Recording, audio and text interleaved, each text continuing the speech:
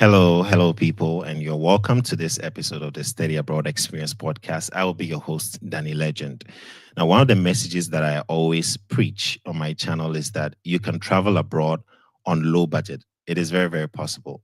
So, what I do is I collate the experiences of people that have traveled abroad, especially on low budget or what we call full scholarship, so that people can, learn from their strategies, their tips, their secrets, how they are coping, and all that. Today, I have a very special guest with me. And with this guest, we go way back. From if you've been watching my podcast, you realize that a couple of the guests that I bring on board are people that I go way back with. And this is because I know they can spill the tea, the conversation is going to flow and all that. So today I have here with me Stephanie. I believe some of you have seen the flyers out there. And then again, let me just say this. I recently posted a video on how to avoid loans or why you should avoid loans for school.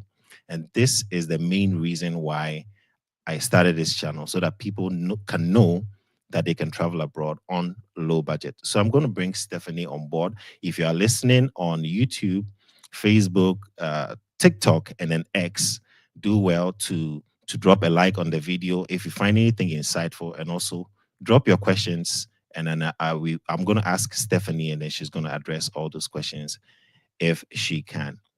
All right. So without talking too much, I'm going to bring Stephanie on stage. And I'm very excited to have you here today, Stephanie. You're welcome on board. Hi, Danielle. Thank you too for having me. Can you hear me clearly? Yes, I can hear you clearly now. Yes. So how's the UK?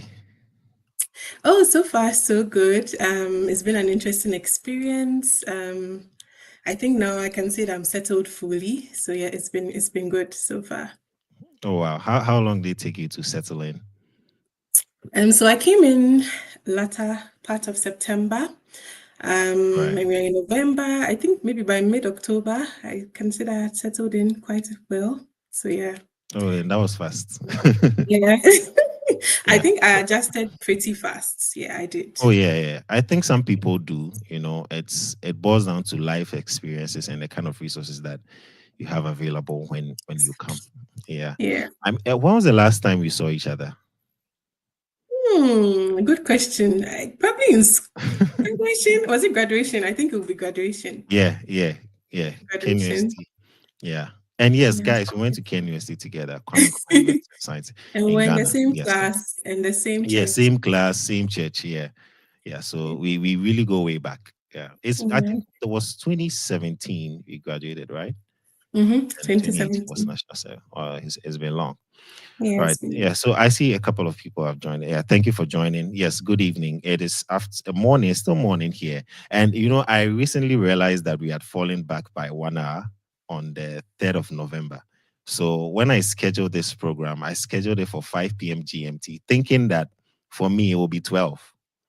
So just about 2 days ago, I was like, wait, our time has shifted. Oh, it means that it's going to really affect the time I have to prepare and start this. So it's also and always good to keep track of that.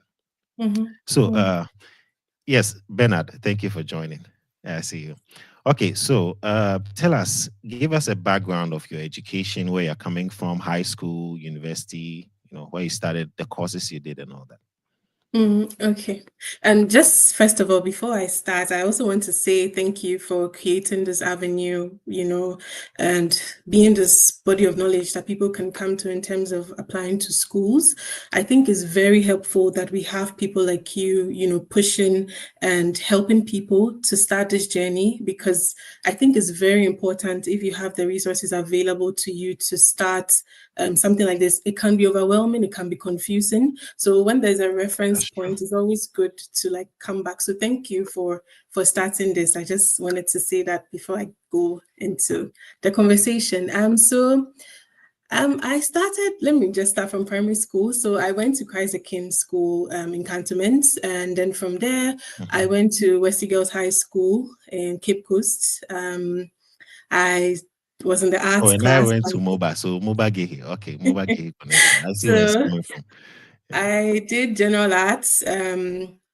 My electives were econs, geography, French, and elective math. And then from there, I went to uni. So I was part of the chaotic 4-year, 3-year batch. So I did 3 years.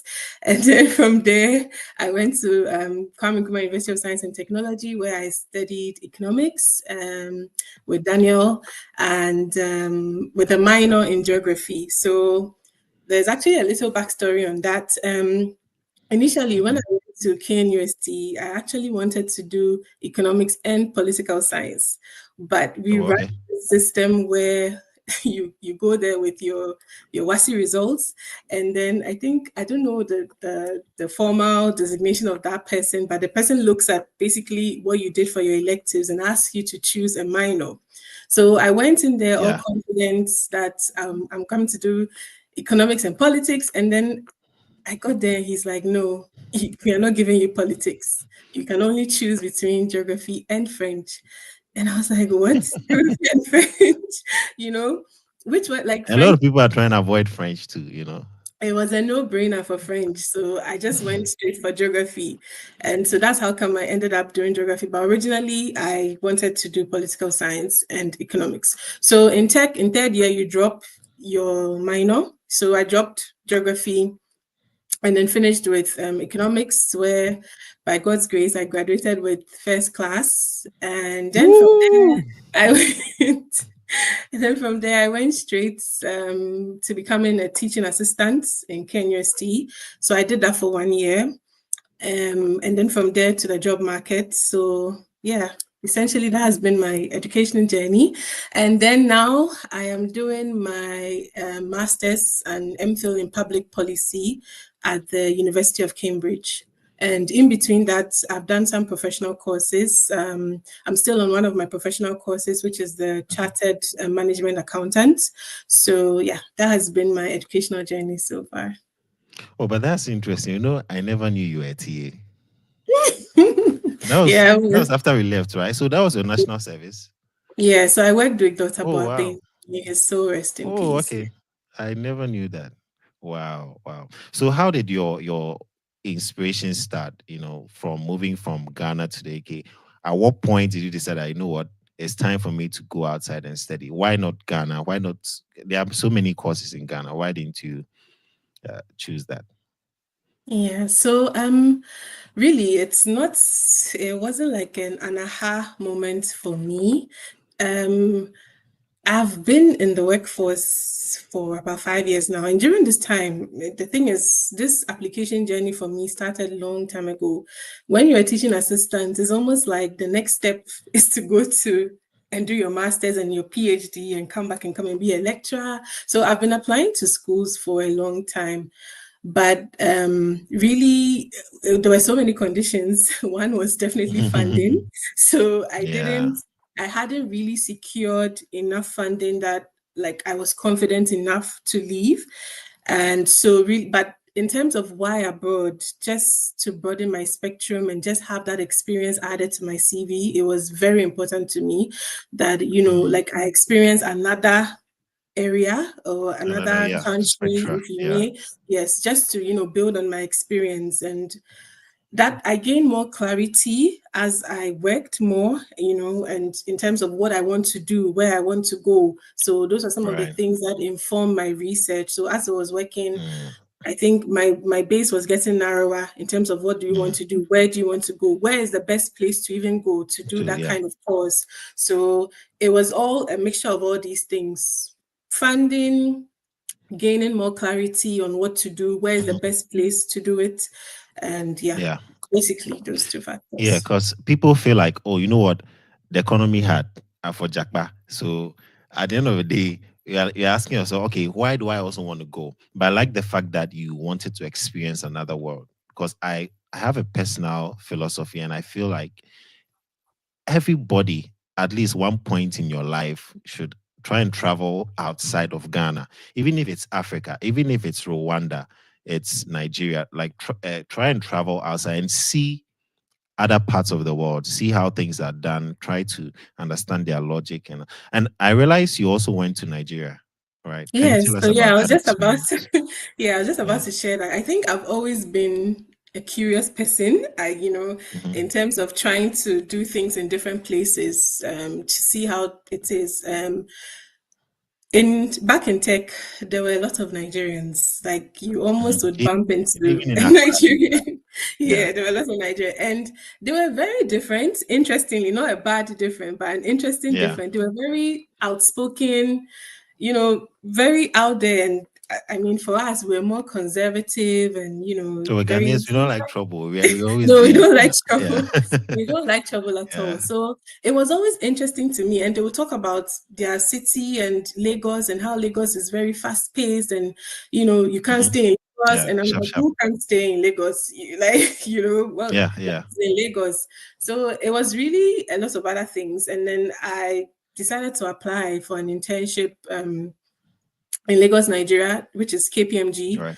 And by God's grace, I got in and I went to Nigeria for my internship. So I was there for 2 months and it was a very interesting experience. It also helped me to know that, like, after school, I wanted to work at KPMG. So from that internship is where, the passion and the drive for KPMG came in. And just like it helped me to know exactly the unit I wanted to be in because at the Right. time there was a lot of buzz on chartered accountants and people were Oh, doing yeah. ACCA and there was a lot of talk about ACCA, this and that. Mhm, So mhm. it was almost as if everyone wanted a role in that area or wanted to do something in that area, professional course area. But for me, Yeah. just going there and being in an advisory space, being in a consulting space, just set the tone for me that, this is where I want to be. So it helped me Mhm. to know what I wanted to do after school, like more clarity on what I wanted to do Yeah. after.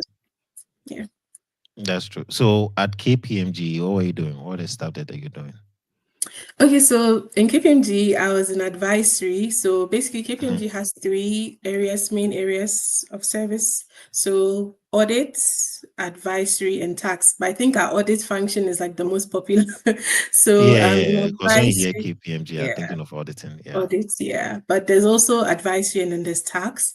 So in advisory, basically consulting. So there's risk consulting, Mhm. management consulting. So I was in the risk consulting, management consulting, and IT consulting. I mean, IT falls under risk though, but yeah. So Yeah. those are the major broad areas. And so I was in management consulting, specifically strategy and operations. So just like the name implies, we're basically, helping firms, both government and private entities, to craft their strategies and their long-term plans, and also helping them with some institutional assessments and, I mean, a wide variety of things, project management and things like that. They all fell within the management consulting bucket. So those were the major things that I was doing at KPMG. Wow, that seems like a lot of work. I mean, I'll be bored though. So that's the good Yeah. thing about consulting. Nothing is ever the same, right? Unlike Right. maybe the other functions where you'd have it's this and this and that, and there's Yeah, so like many those said at desk things. kind of job, Yeah, you're Yeah, doing the same thing over, but this is quite different. it's not consulting is very fast paced. You have to think on your feet. You definitely encounter problems that you've never seen before. You have to find Mhm. quick solutions to. So it's really fast paced and it's interesting. It's an interesting job, I would say. Yeah, definitely Wow. stressful and interesting. Uh, I see. So you are, I believe you're on full scholarship in Yes, the I UK, am. right? Yeah. Yes. So would you even advise that people choose the UK? Because I know a lot of people on my channel, they want to go to Canada, US. Is there really that opportunity in UK? Because I want people to know, should we come there? Is there a place where, there is a lot of funding for students that want to study abroad? Yeah. In terms of funding, yes, there is a lot of funding, and you have to find it. And I think you've been very vocal about that on this channel, that research, right? So there Yeah. are lots of opportunities everywhere. You just have to make sure Mhm. you're finding the right opportunities that align to you and your goals, right? Because there are several scholarships that have terms and conditions that may not necessarily be for you. There Mhm. are scholarships that may Very offer. important. Yep, there are scholarships that may offer part payment and not full payment that may not work for you. So you really have to research on your own and then sort of like have a list of scholarships, Right. what they offer, which one works for you, which one doesn't work for you. And I Mhm. think when you do that kind of breakdown and that kind of research, it should help you to narrow down what your options are and for you to decide if you want to pursue it or not. I know a lot of people prefer other countries to the UK, but I'm on one of the most generous scholarships you could ever have. And Wow. yes, one of the most generous scholarships you could ever have. Like the perks of my scholarship sometimes is unreal. Like I sit down and I think Mm-hmm. about it and I'm Be like, like, God. how is it? I'm like, how is this even possible? Yeah. It's unreal. So yeah, you have to search and yeah, you have to search Wow. essentially. Wow. So, how did you find, talking about searching, right? How did you Mhm. go about locating the scholarship? Because I know a lot of people complain on my channel. I get DMs on X, I get DMs on Facebook, and they're like, oh, see, I've been searching, I'm not finding. The school has admitted me, or no scholarship, or Danny, no funding, no, what should I do? No funding, no, everywhere, even on Telegram pages, no funding. And I'm like, you you cannot take the partial ones because eventually you're going to be paying a lot in student fees, or even if you go for a loan, you're going to be paying a lot. So, how did you manage to find a full scholarship package?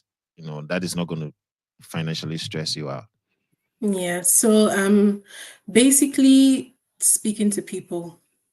Um, like I mentioned earlier, I was a teaching assistant, and during the time I was looking for schools, searching for schools, but I never spoke to anyone about it. I was doing everything on Mm, my own. Even when I mm, write my essays, I'll not let anyone review, proofread, yeah. nothing. I was just, you But why know, was that? Was it that you were skeptical about how people no, may?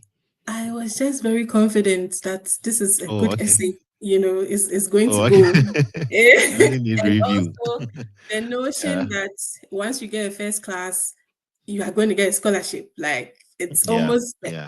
at the time, it Hmm. sounded Hmm. like it was automatic, like, oh, first class Yeah. students Yeah. get Yeah. scholarship, you Oh, and know? not today. That's So what most of us think. Oh, that hey, Charlie, yeah. once I'm in first class, I'm going to get it It automatically or something. it Yeah. doesn't work like that. It doesn't work like that. So I just Hmm. felt really confident that, oh, I'll get it. I've met deadlines and whatnot, and I've sent it in and everything. But what I did differently this time was to be very, very intentional about my Mm. applications. Very, very intentional. Very intentional. And combining, it's a lot of work. It's a lot Right. of work putting in applications.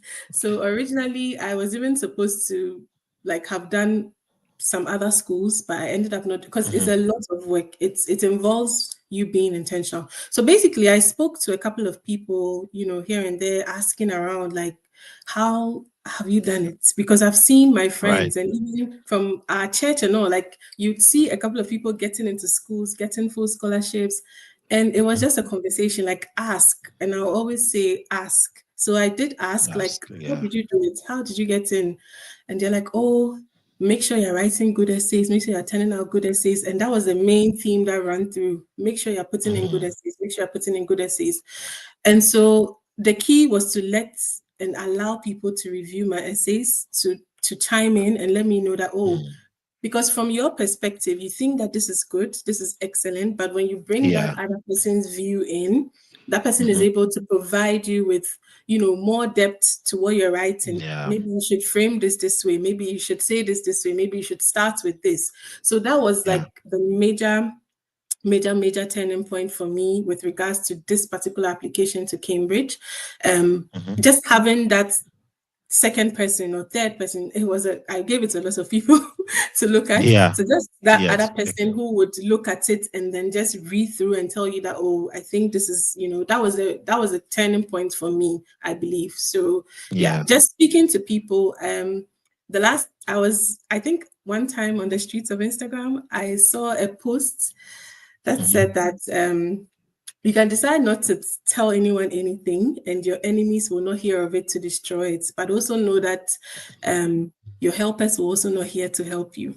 So you have Yeah. to Mm. choose Wow. between if That's you deep. want your enemy to That's deep. hear or not getting help at all. So, and Yeah. I chose to get help, and that was a pivotal thing and pivotal decision in this application for me. Guys, Stephanie chose to get help. And I also know that there are a pool of applicants. There, Yep. there are people writing very, very good essay. How do we stand out? Because that is the competition now. How do we stand out? Because there are a lot of students applying to the same school that I applied to, Mhm. right? Yeah. So it's like there's that pressure for your personal statement, or I believe you wrote a personal statement too, I did, yeah. right? Yes, there's that pressure for it to stand out and be the best, Mhm. you know. Yeah, so I feel like people should really, really put effort in making their personal statements Yeah. really stand out. Yeah, very, Yeah. very important, guys. Yeah. Okay, so I'm interviewing Stephanie. She's in Cambridge University. She's talking to us about how she secured a full scholarship to study. As I always preach on this channel, is that you can study abroad on low budget. Don't stress yourself with loans, because you may want to rush and go outside with a loan because, hey, I've got the loan, oh, they've approved it, I'm going. You want to jackpot so quick. But remember that you'll be paying off that loan in maybe like 10 to 15 years if you Mhm. are lucky. So it is always good for you to make sure that you are getting a full scholarship before you attempt leaving. Okay. So we've spoken about the scholarship, how you heard of it. And all. Were you doing sleepless night research? Because for me, I did. I don't know. Does it have Yeah. to be that extreme? It depends on, I think it depends on the kind of point you are in life. So I Mhm. was applying to schools at the point where I was writing my professional exam at the same time. Mhm. So I had to do a lot of time management. I didn't have the luxury of, spending a lot of hours researching for schools because I also had to prepare for my exam. So I had to be Mm. very, very, very conscious of the time. So I would do some of Right. this and do some of that. But what helped me, and another tip I got from speaking, like I said, just speak to people, ask them how they do it, ask for help, is Mhm. I created an Excel that had all the schools I was interested in, the Right. courses I was interested in, the requirements in terms of the academic requirements, Mhm. um, other information that you would need, whether it's essays, it's GRE, IELTS, other information that you'd need, Right. application fee, and then the scholarships available. So what that helped me do is that I was able to have like a bird's eye view of everything, just knowing that this is how things are looking like. Oh, okay. Now, based on that list, narrow it down to the number that you think you can have Mm. time to do. So that's what I did. Oh, okay. So I think I mentioned earlier in the conversation that I was supposed to have done a number of schools, but I ended up not doing that. I actually did only 2 school applications last year, Wow. University of Wow. Edinburgh and University of That's Cambridge. Scotland, right? Yes, I did Edinburgh Oh, and okay. Cambridge, but the Edinburgh was because that's the application and funding, sorry, the funding deadline for Edinburgh was earlier. So I had to Mhm. get that done. And then the next one was Cambridge. And then I ended up just with the 2. I didn't, because of work and my commitment to my exam, I didn't have the luxury of doing any extra schools. So those were the 2 schools that I put applications in for. And Mm. I mean, by God's grace, Cambridge came through for me. So it's actually interesting that it was almost like, how do you put all your eggs in one basket just like that and then Yeah. really believe Yeah. and trust that it will come through for you? Yeah. Honestly, that's what That's happened. So true. I didn't end up doing like a lot of research work. So the main research I did was in the Excel sheets, putting together the school's application, this, that, that. So if a school required Mhm. GRE, I knew that within that time I couldn't have put in the GRE because I was also Studied writing for, yeah. exactly. So automatically within the time frame that I had, that school was out. So it really helped with my elimination process and not to be Right. stressed because it can be stressful when the deadlines are approaching and you Mhm. have so many essays to write. Cambridge essays were a lot. Let me put Yeah, it. they'll be It was tough. a They'll be lot tough. of The competition is high. it was a lot of Yeah. essays. And so just having to put all of that together and having different stories because the kind of questions they ask in terms of the essay Mhm. questions, you have to tell a story. And I think you were Mm. speaking earlier about how to put together a good personal statement. Another thing I Yeah. learned is to be authentic. Like Mhm. just be authentic with what you're saying, and that Yeah. helps to make your statement original. And when we came into school, I think the first day of class, one of our professors hinted on it, and he said that what they look out for is authenticity in the personal statement. So you have Right. to make sure that your statement is coming from a place of authenticity. And what I mean by that is, for me, example, I used I reflected basically on the work I've done so far in KPMG and Mhm. what that meant to the course that I was doing. So it was like a reflection and a story coming in from a true place. Like, this is what I've Right. done. These are the gaps that I've seen in the system based on the work that I do, and this is what Mhm. I want to do to be able to bridge those gaps. So that was how my personal statement looked like. And Oh, okay. if you discuss with other people, it was almost the same thing, like something they had personally experienced. And then we're trying to say that, oh, because of this, I want to study this course in order to bridge this gap.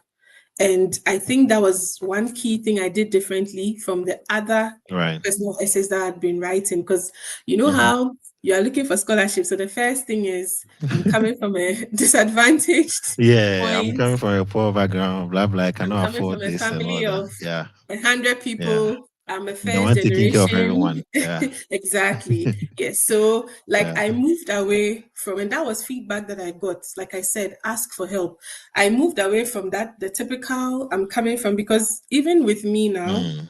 here at Cambridge, for volunteering work, I also do mentorship for applications. So I'm mentoring a few Oh, people, okay. and people would send in their personal statements, and then that's the Mhm. first line. I think I've seen Yeah. about 3 essays so far. Everybody starts with coming from a poor background, coming from a. So you can It's imagine becoming this is, cliche. yeah, this is just me, an individual, and imagine an admissions board having to read 100 of coming from a poor background. It just would Exactly. turn you off. Yeah. So It gets I to a would, point they're gonna see that and be like, hey, put on the side, put on the side. Yeah. yes, yeah, Yeah. exactly. So just I use my work experience. I just said, based on my work experience, I've encountered this, I've encountered that, this, that. So that was how my Mm. essay looked like. So just as a tip for someone out there. So I moved away from the typical, coming from here, coming Yeah. from there. I Mm. tweaked it a little, but it was in a stylish way. But that was not the Wow, tell first thing I us. said.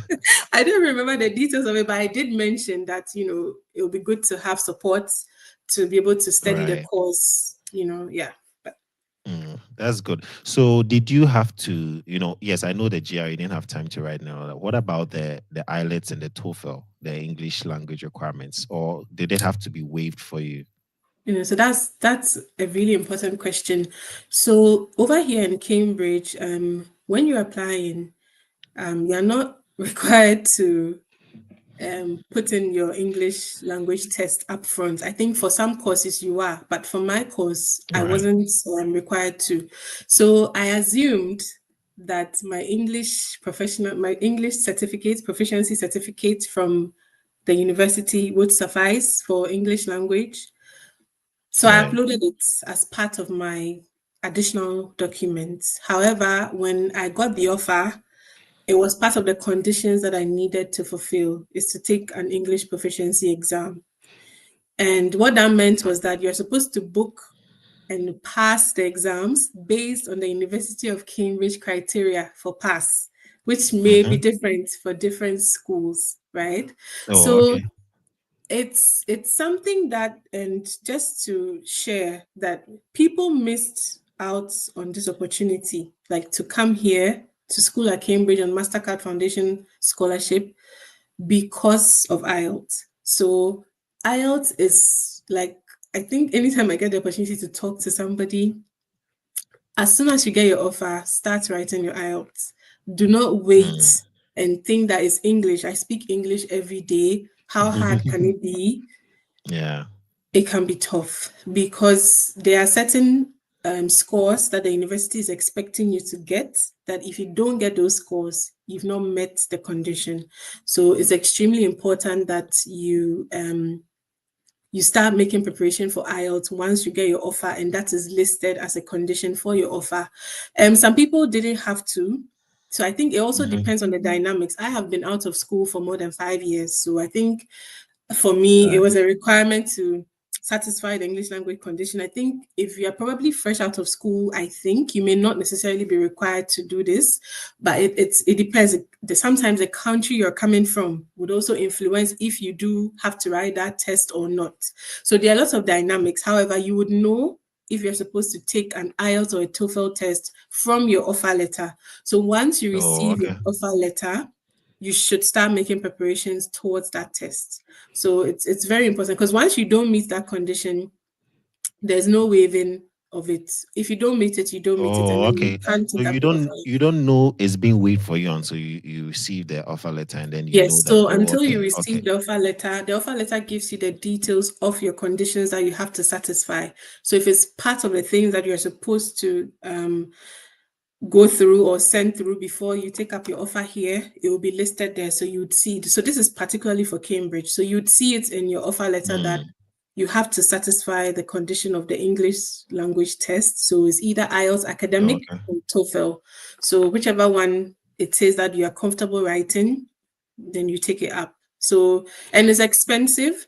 So you would want to prepare well enough to get it done in one instance if you can, So I think when I did the test, it was about 3,200 cedis for the test.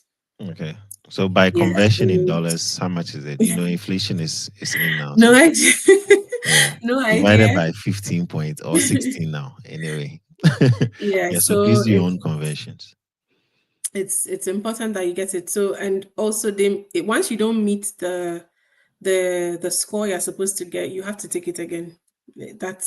So people had to take it multiple times. Some people did 5 times. Some people, it's something that they may not waive for you once it's a condition. However, there are some instances where, and this is also another key point I want to drive home, it's always good to email your departments if you're experiencing any challenges along the way. Always make sure you email, just ask them, oh, I'm going through this, or this is happening, so what can I do, or how can you help? So in the case of Cambridge, and just from hearing from other MasterCard scholars, some people email their departments to say that like the IELTS, probably I wouldn't get, the testing windows are also different.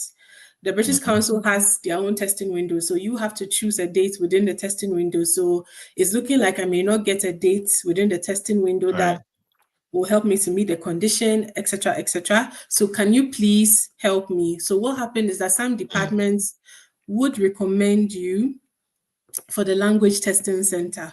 So you can, Cambridge has a language testing center where your department can recommend that you take your tests from the language testing center. So they will send you their own test, and then you do the test, and then now they will decide if you have met the English condition or not. So these are some of the other options that you can explore. But for some departments, they have explicitly written that you are not qualified for language assessment. So you have to do the IELTS. Yes, so that's IELTS is a big deal. It's a big deal. I like the fact that you mentioned MasterCard. We want to know, did you have to apply? Do you have to contact MasterCard, or you still have to just contact the school? But then how do you choose? How do you choose the scholarship? How do you go about it? Because it's like a collaboration, right? MasterCard and Cambridge. Yeah, it's a collaboration. So from the best of my knowledge, and I say this loosely because I'm not too sure, MasterCard has an office here in Cambridge, right? So it's like it's almost like it's a part of the school sort of thing. But yeah, it's part of the application. So once you start your Cambridge application, you get to a section for funding, and then you see a list of all the scholarships that you're eligible to apply for. So one scholarship, the Gates Cambridge Scholarship, which I think a couple of people would know. So the Gates Cambridge Scholarship is there. The Cambridge Trust Scholarship is there. You see MasterCard Scholarship if you're an African, depending on the country you're coming from, and if you're eligible based on your course. So your course is also a key factor. From what I know, MasterCard doesn't support, or MasterCard in Cambridge, from the last communique that came out, it doesn't support MBA and MPhil. MBA and then a Master of Science. What am I saying? MBA and Master of Finance. All right. MBA and Master of Finance here in Cambridge. So you have to check for all those things. So go online, read what they fund and what they don't fund so that you are able to know if you are eligible. Okay. So on the portal, you see the funding, you see the list of the list of funding opportunities available, and then you select. So you just have to tick. Okay. So, and this is from my experience. So I did tick that I wanted to apply for the MasterCard Foundation Scholarship. So once I did that, the essay I was supposed to, or the essay I was supposed to write came up. So you read what your essay is supposed to be based on, and then there's a box provided there for you to put your essay in the box. So essentially, that's how it happened. So once you are doing your Cambridge application, you see that option if you want to apply for MasterCard. If you say yes, the box pops up. You put your essay in the box, and then any other funding you also want to apply for. Here at Cambridge, there are also funding from the department, from the college. So any other funding you want to apply for, you do all at once in the application, with the exception of Chevening and then Commonwealth, right? Those are separate applications. So with those ones, you are doing it separately. But for MasterCard, it's part of the Cambridge application in the form. Wow. I like that. All right, guys. I'm still speaking with Stephanie. She has experience in the UK. So for those of you who want to study abroad in the UK, she is your go-to lady. You can always DM her. She's already started mentoring people. So she is going to be a very, very helpful resource for you.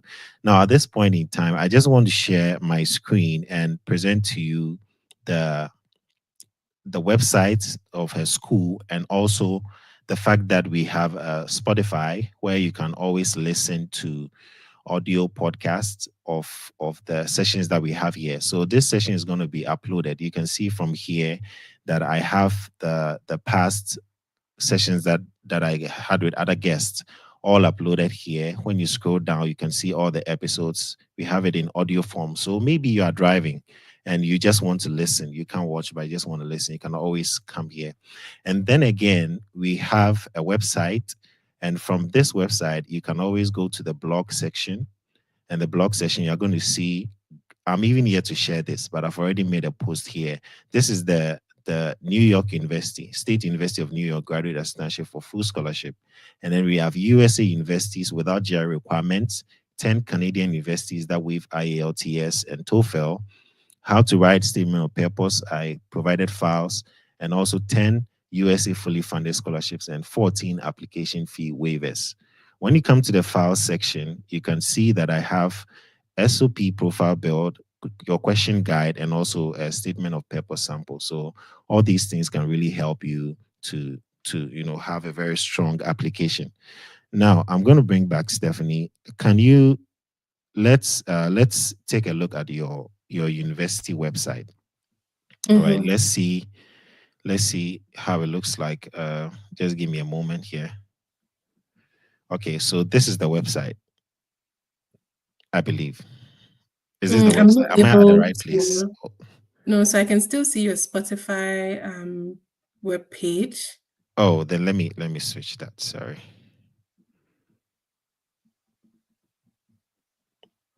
Let me present that here.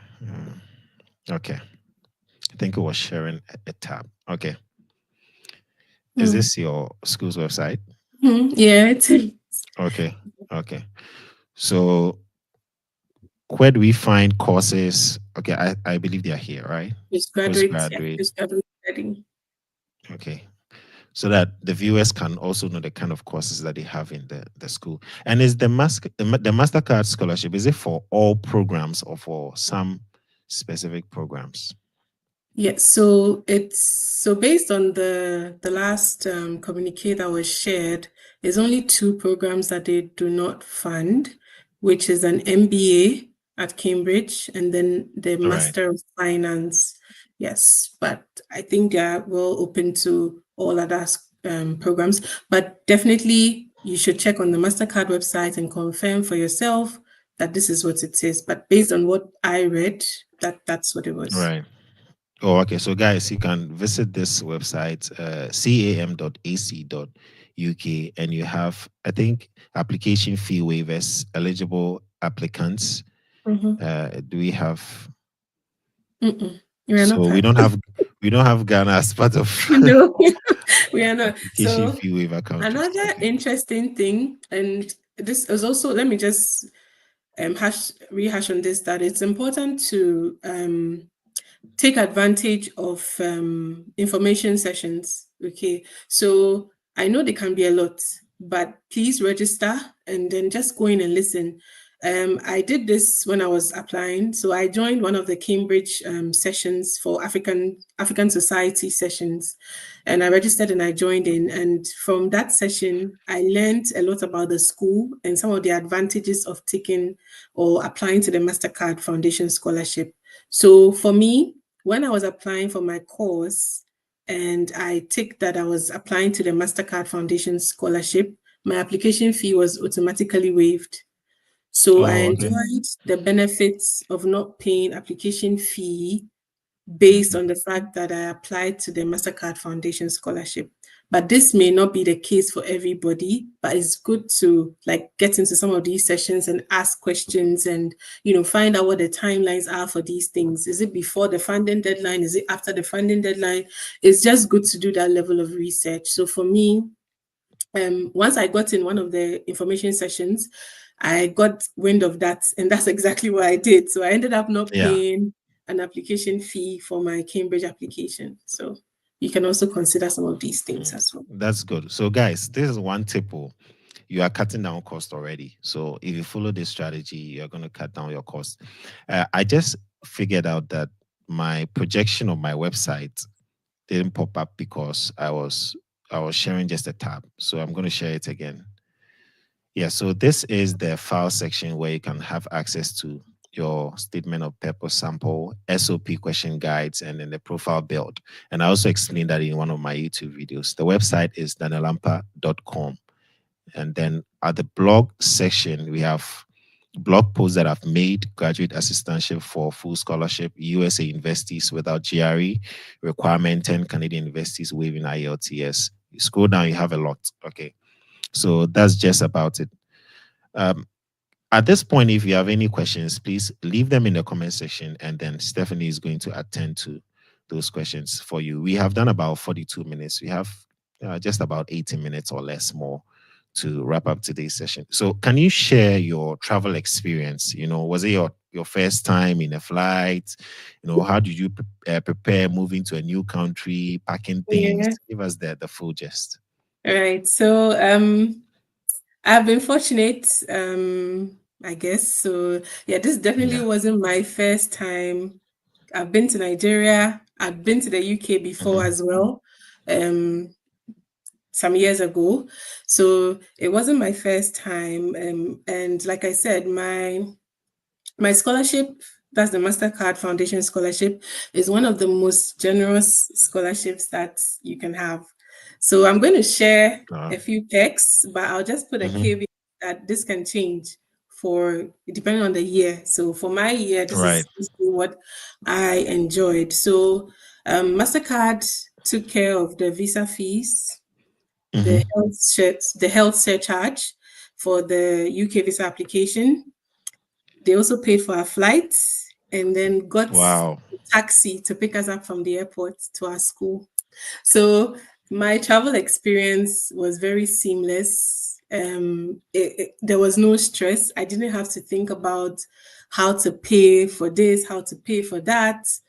I think the Mhm. major cost was my IELTS exam, and I think you need Right. to get a TB certificate to come to the UK. So those were the two costs that I sort of had to incur out of pocket Mhm. before coming here.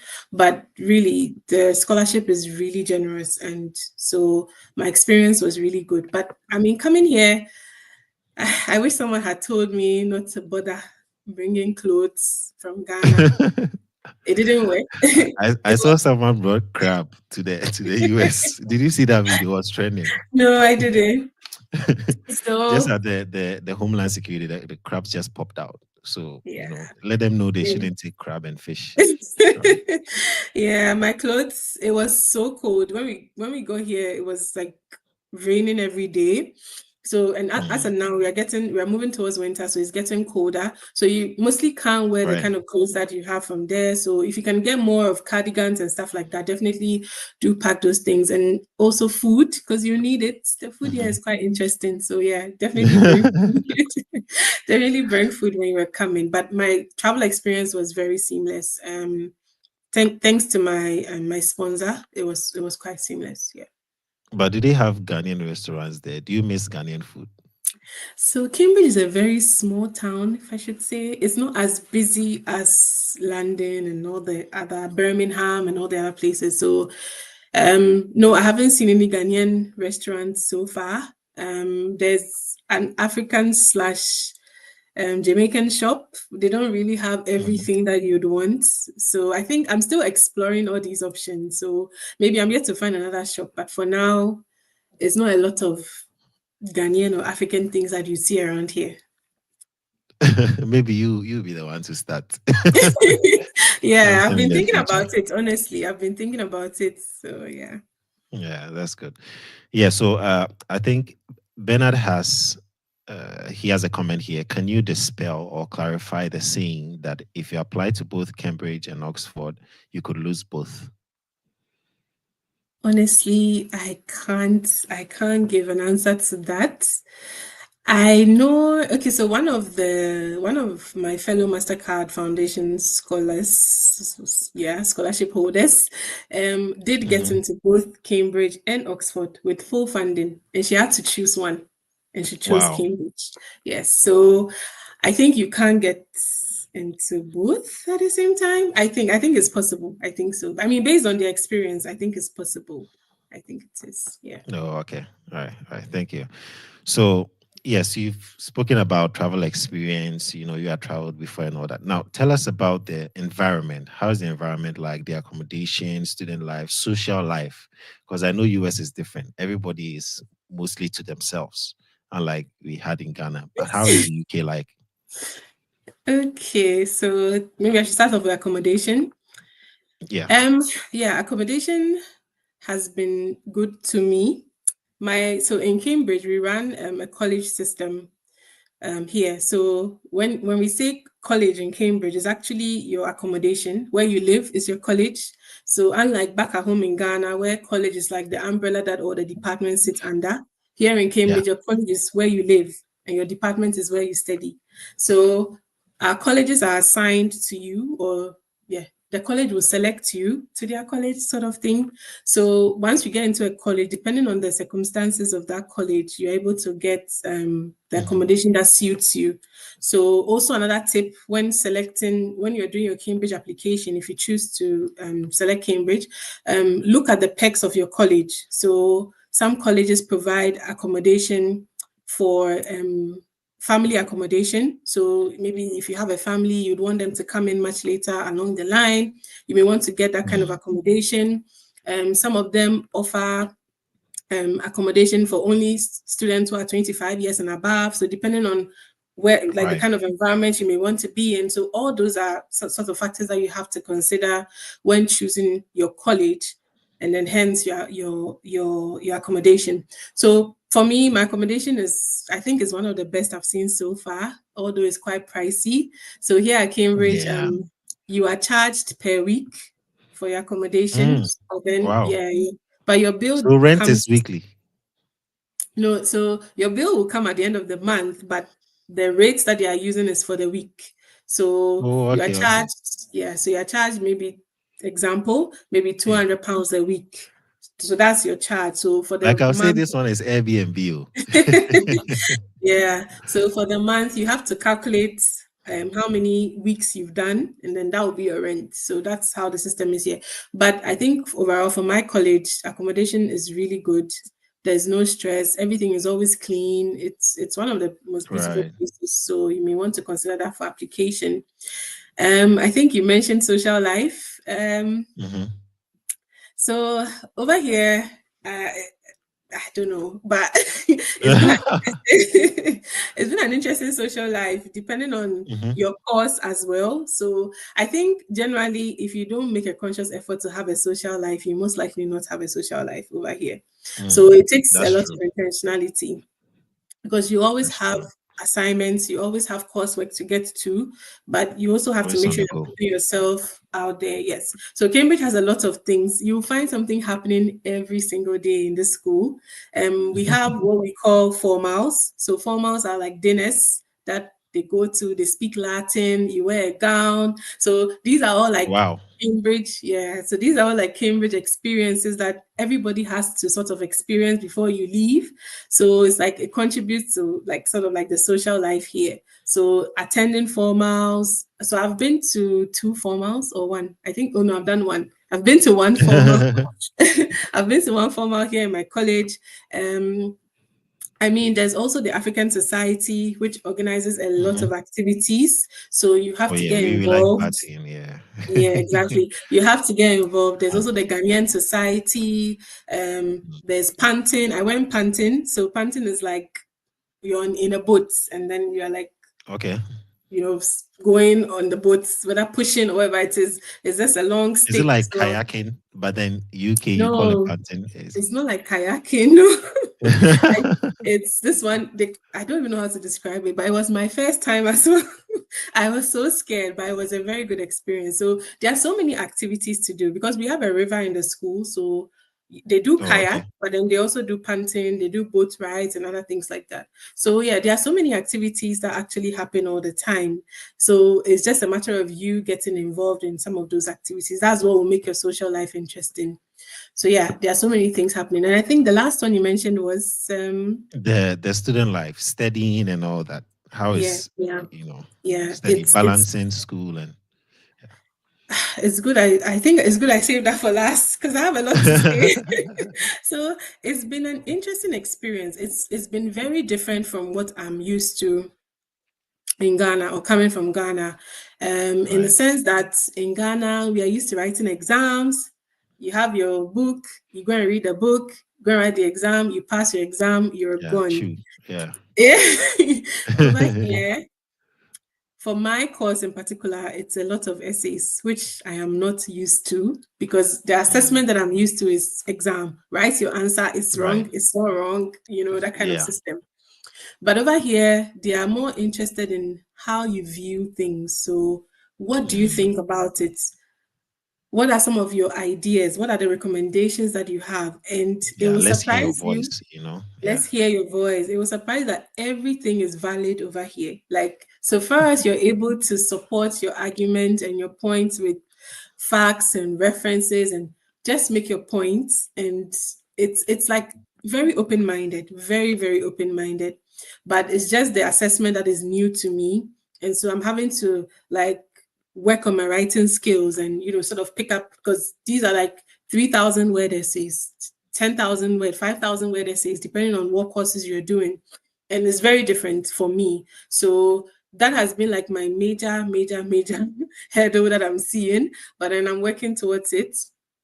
But generally, I think the teachers are very like amazing. They are very Wow. funny. They come up with original case studies. We Hmm. have a lot of debates and it's always good to have a diverse cohort because it Right. helps you to have different views from different people and just That's seeing true. what other people do in their countries. And I think that's one of the good things about doing your masters outside of Ghana, just seeing how Mm, people think about things, because sometimes being in your own world you may be a little bit myopic. You may think that, oh, everybody thinks like this, but no, yeah. you come Yeah. here and you hear like and you're like, oh, I never even thought about that, like Hmm. this is You actually found a something different that I world. hadn't thought about. Yeah. Yes, so academic life here has been nice. I'm not too stressed yet, but maybe I'm getting there.